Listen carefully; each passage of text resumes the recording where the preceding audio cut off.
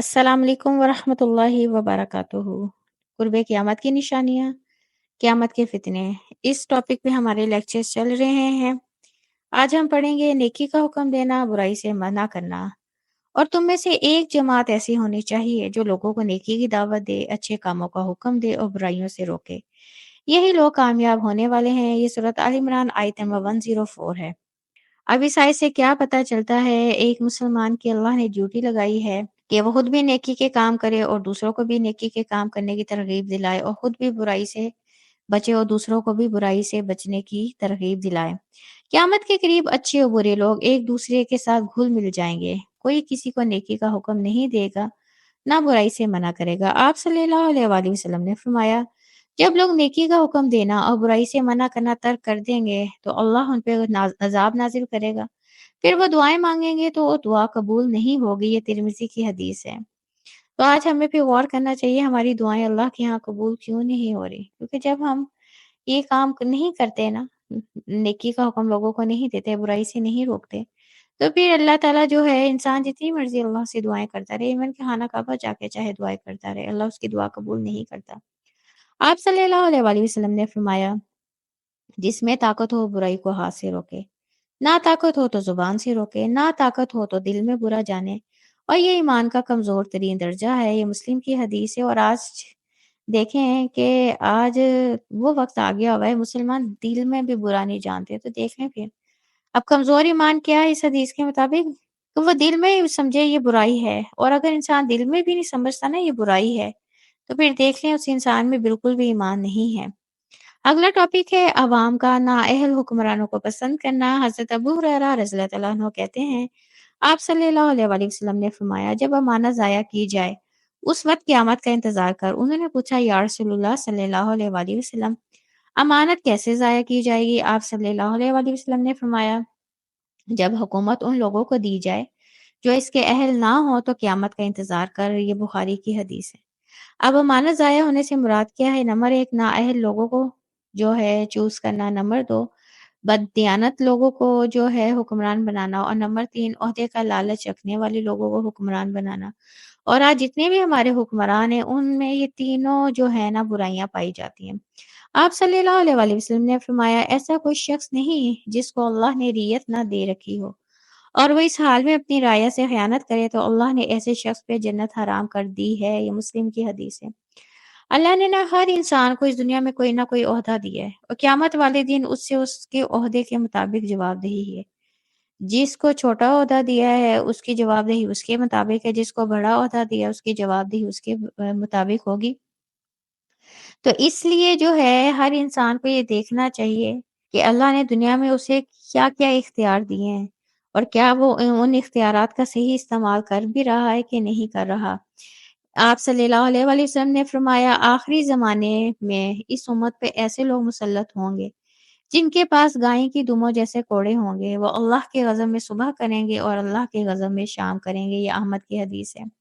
आप सल्लल्लाहु अलैहि वसल्लम ने फरमाया, मेरी उम्मत में से 2 तरह के लोगों को मेरी शफ़ाअत नसीब नहीं होगी। नंबर 1, ज़ालिम हुक्मरान और नंबर 2, दीन में ग़ुलू करने वाला और दीन से ख़ारिज होने वाला। ये तिबरानी की हदीस है। और देख लें, जो ज़ालिम हुक्मरान है ना इस दुनिया में, जो सिर्फ़ अपना माल बनाने के लिए ओहदे लेते हैं, अल्लाह के नबी ने उनकी क़यामत वाले दिन शफ़ाअत नहीं करनी। और दीन में ग़ुलू करने से क्या मुराद है?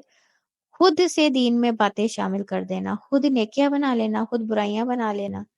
तो ऐसे लोगों को भी अल्लाह के नबी ने शिफ़ाअत नहीं करनी। और जो है दीन से खारिज होना, यानी कि एक बंदा मुसलमान पैदा होता है, वो दीन को छोड़ के कोई और मज़हब इख्तियार कर लेता है, या कोई दूसरे मज़हब का इंसान मुसलमान होता है और बाद में वो दीन छोड़ के दोबारा अपने मज़हब पे चला जाता है। अगला टॉपिक है तिजारत की कसरत। तिजारत इस कदर आम होगी कि औरतें मर्दों के साथ तिजारत में मददगार होंगी और जगह-जगह तिजारती मराकज़ कायम होंगे। हज़रत तारिक बिन शहाब रज़ियल्लाहु ताला अन्हु कहते हैं, आप सल्लल्लाहु अलैहि वसल्लम ने फरमाया, क़यामत से पहले तिजारत का आम होना, हत्ता कि बीवी अपने शौहर की तिजारत में मददगार होगी और तिजारती मराकज़ आम हो जाएँगे। ये अहमद की हदीस है। तो आज देख लें, हर एरिया में इतने बड़े-बड़े प्लाज़े बनते जा रहे हैं और जो है तिजारती मराकज़ जो है वो उनकी जो है कसरत इतनी ज़्यादा हो गई है कि अब कई दफ़ा लोगों के पास इतने पैसे नहीं होते वो चीज़ें खरीदें, मगर दुकानें जो हैं वो सामान से भरी हुई हैं। माल و दौलत की कसरत क़यामत की निशानी है। हज़रत अबू हुरैरा रज़ियल्लाहु तआला अन्हु से रिवायत है कि आप सल्लल्लाहु अलैहि वसल्लम ने फरमाया, क़यामत कायम ना होगी हत्ता कि माल की कसरत हो जाएगी। ये इब्न माजा की हदीस है।